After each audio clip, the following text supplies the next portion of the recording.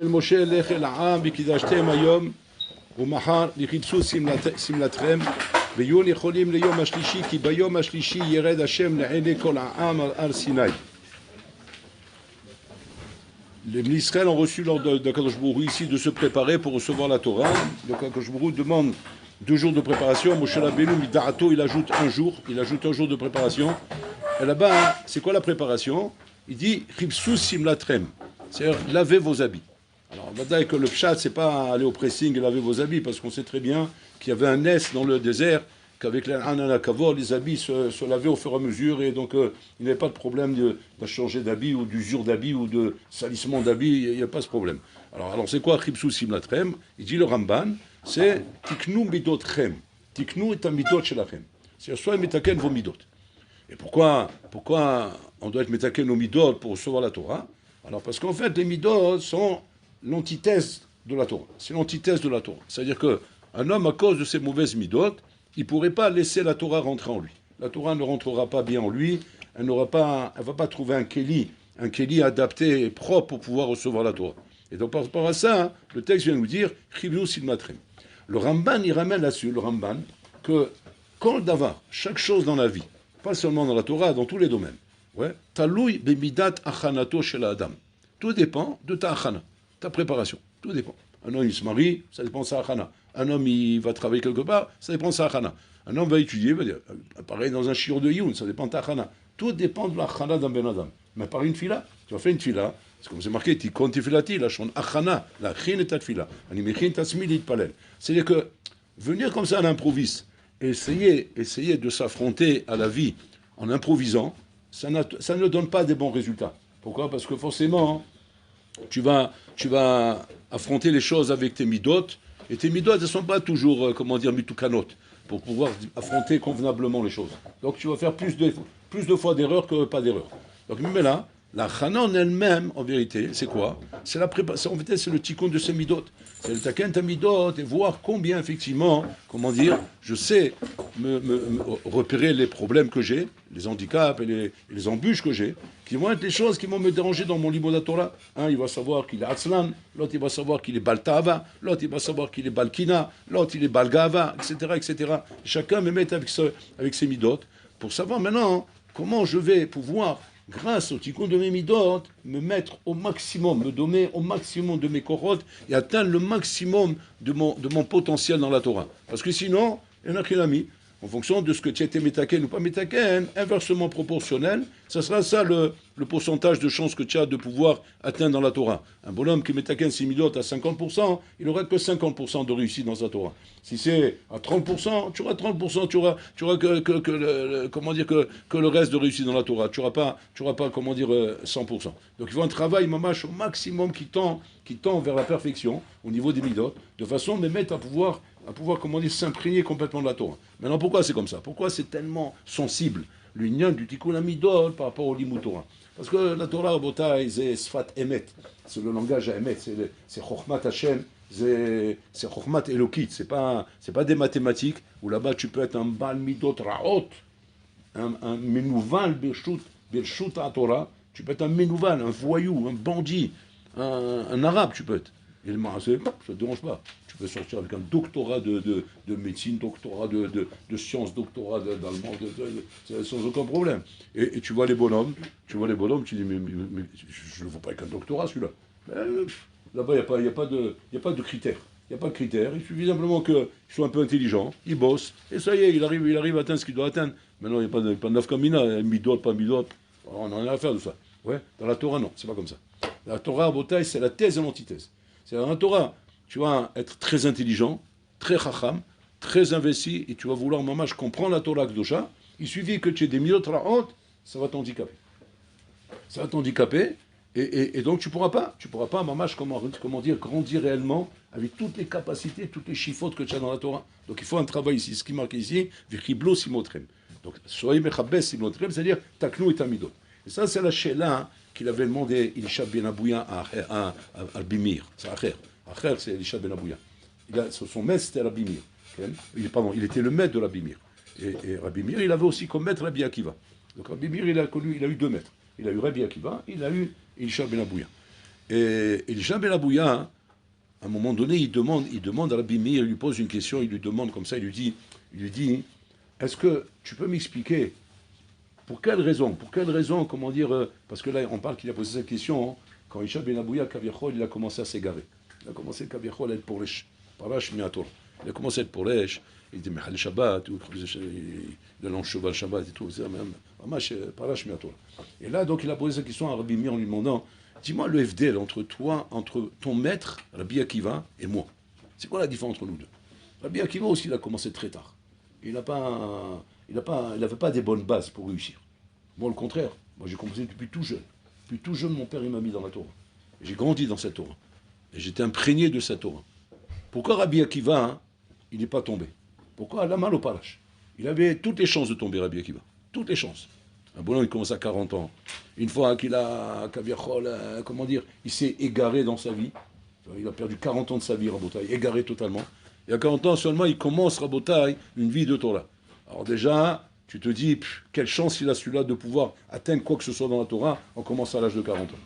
Et malgré tout, il a atteint des niveaux extraordinaires, comme Isha Ben Abouya, c'était des Tanaïm. Mais je vois qu'il, Baruch Hashem, comment dire, il n'est pas tombé. L'on a faim, l'on nishbar. Pourquoi moi il m'est arrivé ça? Alors Rabbi Meir, avec le respect qu'il lui doit à son maître, il lui explique que, il dit des fois, les tralot ne sont pas propices pour réussir. Il dit comme ça. Des fois, comment dire, le démarrage, il est problématique. Tout dépend du démarrage, comme c'est lui dit. Alors Isha Ben Abouya, qui comprend très vite, il lui dit, mais le démarrage était excellent. Il était excellent chez moi. Comment ça a démarré chez moi? Alors, il raconte l'histoire, il dit, Rabbi Meir, il sait l'histoire. Mais en fait, il va lui expliquer après. Mais pour l'instant, il ne comprend pas. Il dit, mais chez moi, le démarrage était excellent. Tout a commencé chez moi, ouais, le jour de ma Brit Mila. Tout a commencé le jour de ma Brit Mila, comme c'est dit Isha Ben Abouya. Où ce jour-là, mon père, Abouya, qui était un homme très riche, il a fait une grande Brit Mila pour moi. Une Brit Mila, fait un mariage, même un mariage, c'est la rigolade à côté. Il a fait vraiment un truc exceptionnel. Où il y avait là-bas tous les bonhommes, tous les gens hachouvim de tous les domaines, dans tous les domaines. Dans la Torah, dans le social, dans la politique, dans toute la crème, dans tous les domaines, ils étaient là-bas. Et là-bas, parmi eux, il y avait deux grands chachamim, Rabbi Eliezer et Rabbi Yoshua, ouais, qui étaient invités aussi, ils étaient là aussi. Et bon, comment dire, l'ambiance a commencé. Donc il y avait la musique, il y avait Baruch Hashem, un bon repas, bien à manger, bien à boire, de l'alcool, il y avait tout ce qu'il fallait, Baruch Hashem. Et l'ambiance, elle a commencé. Et maintenant, Rabbi Eliezer et Rabbi Yoshua, Pitom, ils se sont regardés tous les deux, ils ont dit, écoute, on n'est pas dans ces ambiances, nous. Maintenant, d'un autre côté, noblesse oblige. On est invité par Abouya, bon, comment dire, il a des chivaux, des trucs, bon, on est obligé d'être là. Maintenant, c'est pas notre monde, tout ça, c'est pas nos ambiances. On dit oui, alors qu'est-ce qu'on fasse? Il dit, ben, eux, ils sont dans leur ambiance, viens, on se met dans notre ambiance à nous. Il dit, qu'est-ce que tu veux dire par là? Il dit, bon, les chefs et Nilmad. Alors, ils sont bien dans un coin comme ça, ils sont bien étudiés tous les deux. Donc les gens, ils sont là en train de s'amuser, c'est comme les grandes soirées mondaines comme ça. Et chacun avec son verre de whisky dans la main, genre, monsieur le genre, bon, ils sont partis dans les laisse tomber tout ça, c'est pas pour nous, c'est vraiment des chicras, c'est un plus fou que l'autre, bien s'asseoir dans une chaise là-bas, ils sont mis là-bas dans un coin, et ils ont commencé une mode souga. Ils ont commencé une souga. Alors bien sûr, bébé, c'est deux Tanaïm, deux monstres. Et un, il donne, et l'autre il donne, et ça commence à partir, jusqu'à tel point qu'ils ont complètement oublié qu'ils étaient dans une salle avec des gens. Complètement oublié. Comme si maintenant ils se sont oubliés, ils se sont retrouvés à Ner Yosef. Voilà, on est là, on peut hurler, on peut crier, il n'y a plus personne dans la salle qu'avec eux. La salle, elle a disparu pour eux. Ils ont réussi à faire disparaître la salle, tellement qu'ils sont investis dans leur limoud. Mais c'est pas seulement ça, pas seulement qu'ils étaient en train d'hurler et tout. Ça, à la rigueur, bon, les gens ils parlent, ils font du bruit aussi, donc il y a du bruit dans la salle. Donc on ne fait pas trop attention. Mais à un moment donné, il s'est passé quelque chose qui a été bouleversant, qui a été effrayant. C'est qu'un feu s'est allumé autour d'eux. Comme si un incendie s'est déclenché dans la salle. Et l'incendie était autour d'eux. Comme ça, le feu a pris. Et là, les gens, ils ont commencé à paniquer. Au feu, le feu dans la maison, par le ménage. Et Abouya, il est arrivé comme ça, il a vu le feu comme ça, il leur dit, il voit Rabbi Eliezer, il voit Rabbi Yoshua, il les voit apparemment tranquilles. Ils ne sont pas du tout affolés. Alors il s'est dit, il va savoir ce qu'ils ont fait ces deux. Ils ont peut-être bu trop d'alcool, oui. Et on va savoir, il a voulu y allumer un garrot. Ouais. Au lieu d'allumer le garrot, il ne voyait pas clair parce que le whisky, il faisait. Il a allumé la nappe. Au lieu de le garrot, il a mis le feu à la nappe. Et donc il s'énerve à Bouya. Il commence à hurler. Il disait, ma chachamim, batem l'isrof li tabaït, vous êtes venu brûler la maison. C'est quoi cette histoire? Comme ça, c'est ça les chachamim. Il dit, Abouya, t'énerve pas. Shalom, on te brûle rien. Ce feu n'est pas un feu normal. C'est pas le feu de ce monde. C'est le feu du roi Lamaba. Il dit quoi? C'est quoi le feu du roi Lamaba? Il dit, il brûle pas. Mets ta main, tu vas voir. Et il a mis sa main, ça brûle pas. C'est quoi ce feu? C'est quoi ça? Il a dit ça, c'est le feu du Har Sinaï, Shaya Bematan Torah. C'est un feu rouhani, que ce feu existe. C'est un feu qui vient d'en haut, qui représente Rabotai, comment dire, la Gdusha de la Torah. Que la Torah, quand elle est tellement sainte, et quand elle est pratiquée avec tellement de ferveur, que ce feu, il descend. Il descend parce que ce feu est descendu au moment de Matan Torah. Et comme maintenant, ce feu-là a vu ici le même Mahamad que Mahamad Matan Torah, c'est-à-dire on est arrivé au même stade qu'Avirot, à la même Gdusha, et le même investissement qu'il y a eu dans Matan Torah, c'est la même Gdusha, le même niveau. Donc ce feu-là, qu'Avirot, qui lui vient dès qu'il voit ce Mahamad-là, alors il a vu ce Mahamad-là, il a revu le Mahamad, il a vu. Lui, le feu, pour lui, c'est Mahamad Al-Sinaï. Donc tu vois pas que c'est une salle, pas une salle. Et il est venu là-bas, ils se sont mis à étudier avec ce feu autour d'eux. Abouya, il a vu ça. Il a dit, quoi? C'est Kvod Torah? C'est ça le Kavod de la Torah? Si c'est comme ça, mon fils, c'est fini.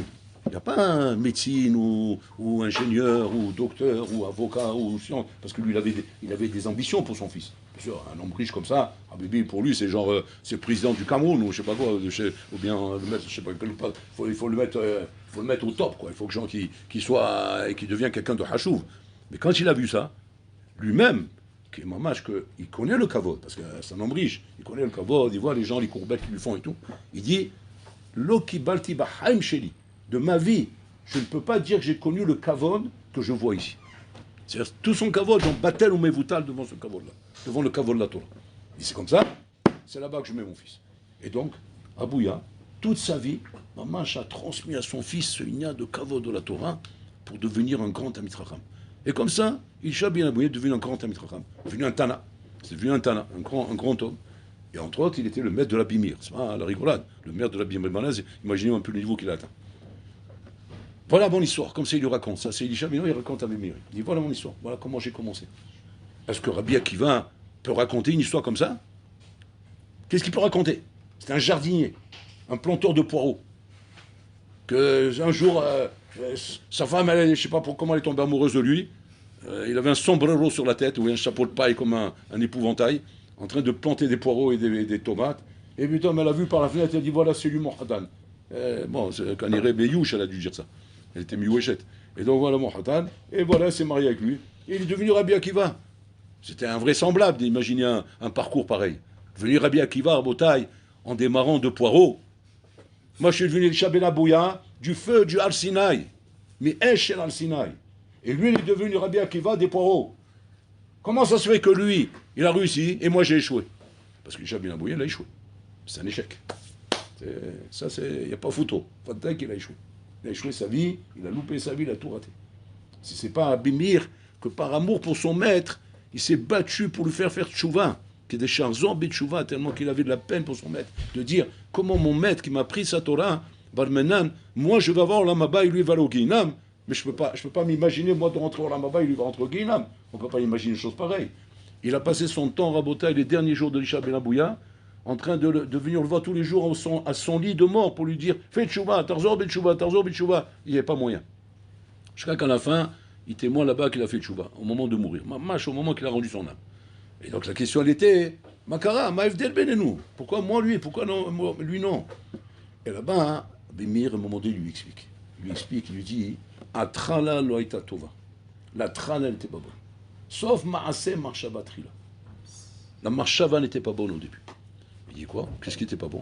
Et ton père t'a inculqué, et c'est ce qui t'a mis dans ta tête, comme ça il lui dit, que la raison pour laquelle tu veux la Torah, c'est Mishum Kavod à Torah. Le Kavod que la Torah donne. Le Kavod que la Torah donne, voilà pourquoi tu t'es mis dans la Torah.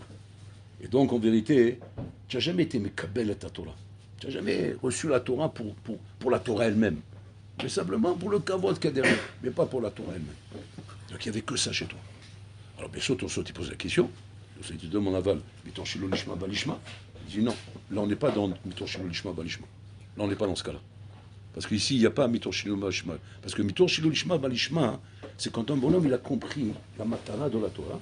Simplement, il n'arrive pas. Il n'arrive pas là-bas. Alors il utilise un moyen, une carotte, pour arriver là-bas. Mais il sait que c'est là-bas le Hémet. Le Hémet, il sait très bien que c'est pas pour qu'on m'appelle Rabbi, c'est pas pour que j'ai du kavod, c'est pas pour que je sois ça. C'est là-bas le Hémet.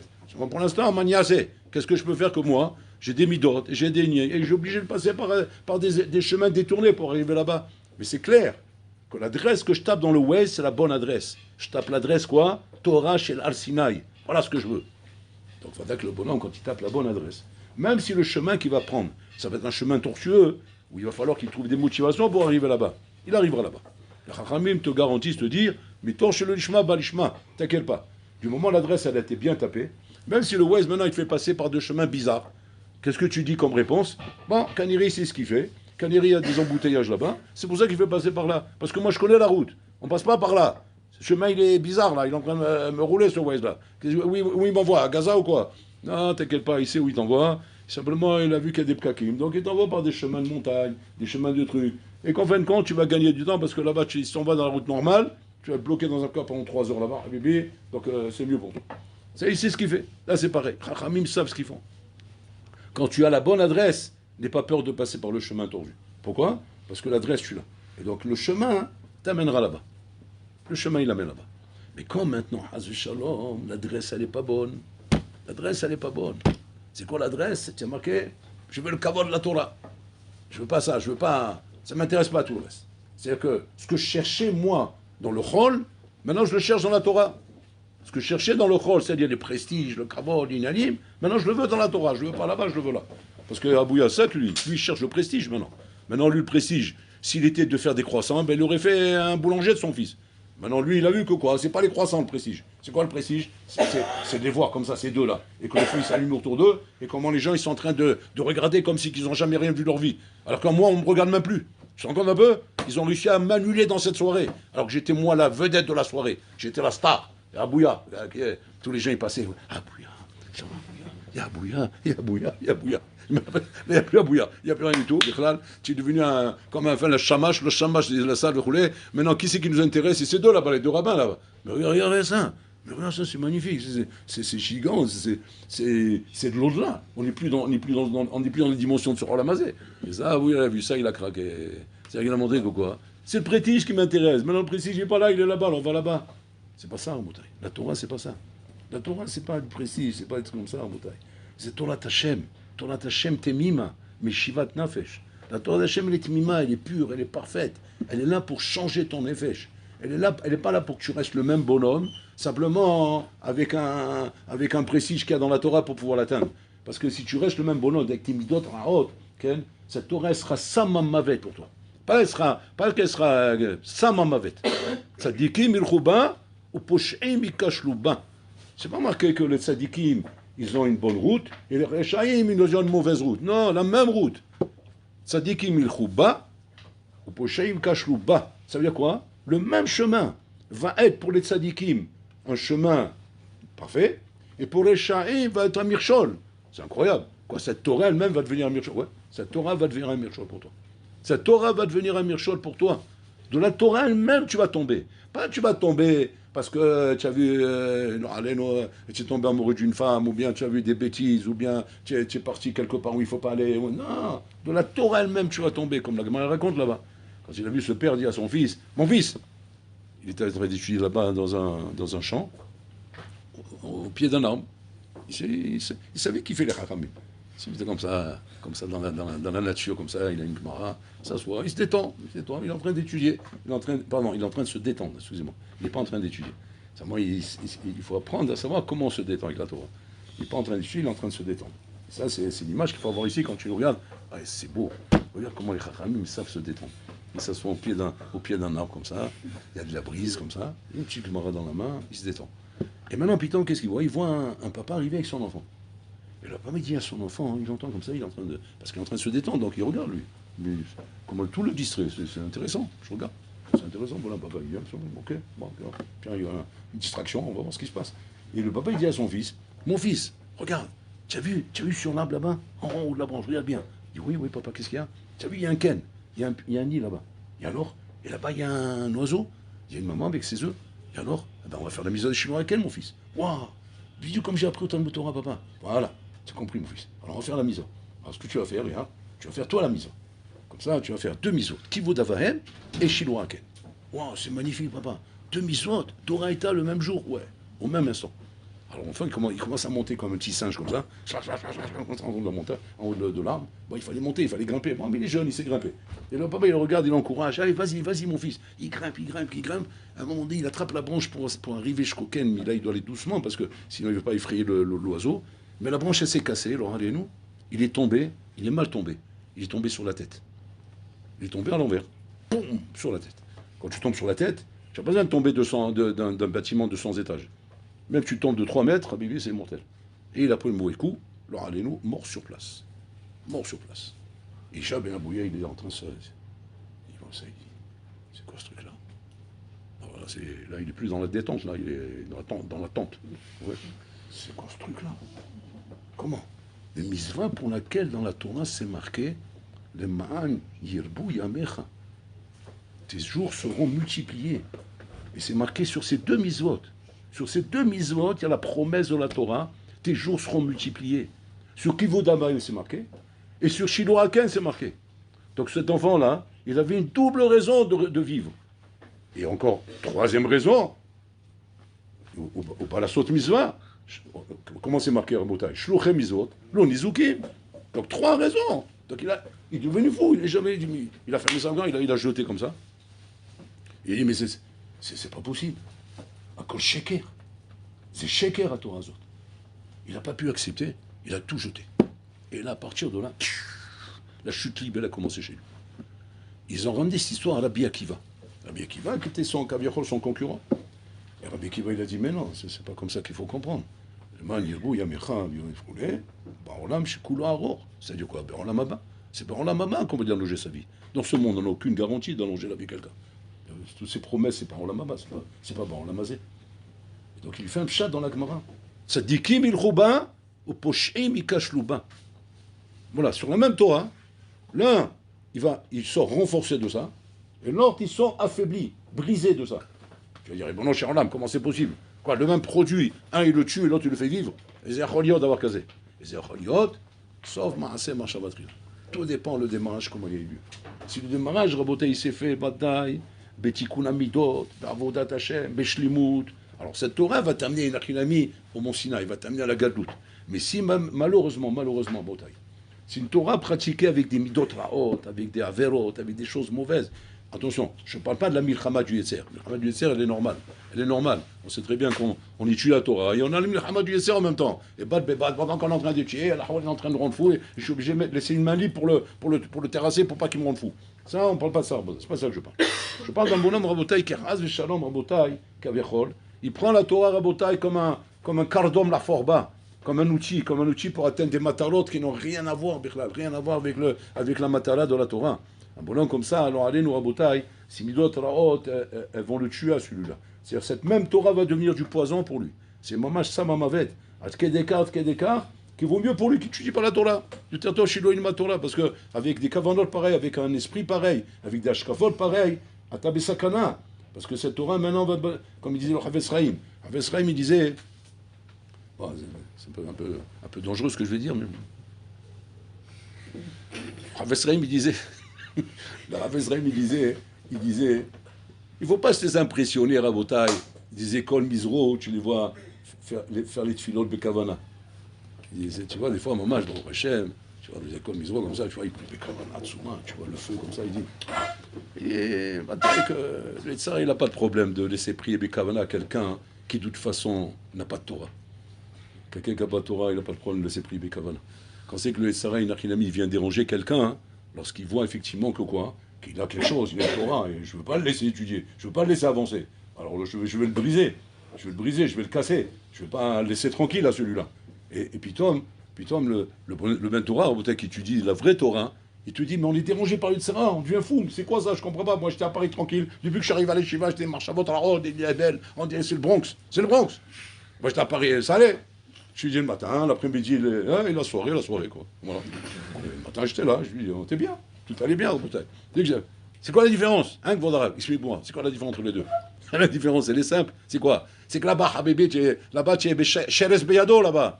Alors quand le Yitzhara, il voit que tu as Sheres Beyado, il n'a aucun problème. Étant donné que ce soir, on a un rendez-vous ensemble, donc ce matin, tu étudies, aucun problème. Elle est belle, là, tu rigoles, quoi. Contraire. C'est que tout ce que tu étudies le matin, moi je le prends comme énergie pour le soir. Tu comprends? Donc tu me donnes à manger à moi. Donc les forces du mal, quand elles savent que la nourriture et le plat que tu es en train de préparer, c'est pour lui, il n'a aucun problème. Habibi, il te laisse prier, étudier comme il faut. Il te fait, Habibi, même parler aux oiseaux, même. Tu vas parler aux anges, même les malachis, ils vont chanter avec toi et tout. Il n'y a pas de problème. Parce que le repas, c'est pour moi que tu le prépares. C'est pour moi que tu le prépares. Et donc le repas, il est pour moi. Il n'y a aucun problème de te laisser là-bas décoller. Mais quand maintenant le repas il est pour la Kedusha, hein, alors ça, bébé, pendant que tu es en train de leur donner, pendant que tu fais la Gemara, il vient avec des marchavot à la haute, il vient de pourrir la vie, il vient de faire penser à une prostituée, il vient de faire penser à une bzolova là-bas, mais j'en ai marre, mais je suis dans une couche à ton sol, mais qu'est-ce qui vient avec ce truc-là? Pourquoi il est venu maintenant? Mazé, City, qu'est-ce que je t'ai fait pour la Hollande? Pourquoi tu m'amènes une marchava comme ça? Ah bébé, tu es en train de préparer le repas pour la Kedusha, c'est pas pour lui. Quand c'est pas pour lui, il se déchaîne, il faut qu'il t'arrache là-bas. Il faut qu'il déchire les entrailles. Et c'est normal, la bataille elle est comme ça, Rabotaï. C'est ça la bataille. C'est ça tout le Inyan, Rabotaï.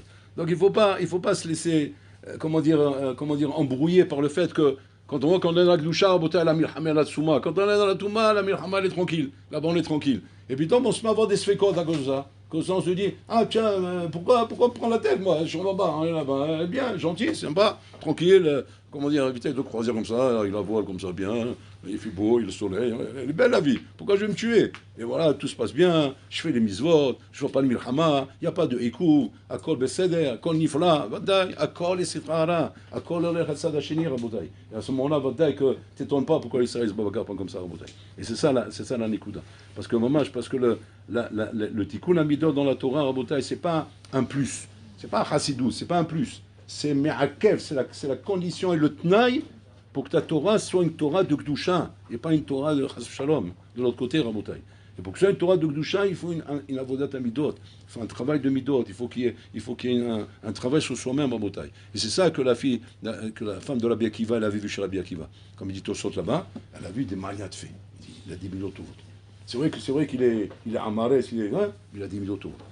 Attends, mais tout ce qu'on t'a présenté, c'est pas mieux que ça? On t'a présenté des racheshivot, on t'a présenté des géonim, on t'a présenté des gens avec des fracs, avec le hambourg sur la tête, roulé. Ça te convient pas, tu veux le sombrero là-bas, je comprends pas que tu es fatigué ou là? Elle dit non, je cherche les midot. Parce que si j'ai les midot, j'aurai la Torah après. C'est ça la chokhma de Rachel. Elle savait qu'avec les midot, elle aura la Torah après. Parce que sinon, quelle Torah j'aurai? Là, j'aurai la Torah, mais qui me dit que ce sera la vraie Torah, celle qui m'amène vers le Olam Haba, celle qui m'amène vers la vérité. Parce que sinon, maintenant, Rabotai, on peut trouver des gens qui sont excellents dans leur limoud, etc. Vous voulez, Avalaché là, c'est pas ça. Est-ce que c'est Tzadikim Ilchouba ou bien c'est Pochaim Ikashlouba? Ça, la Sheila, Rabotai.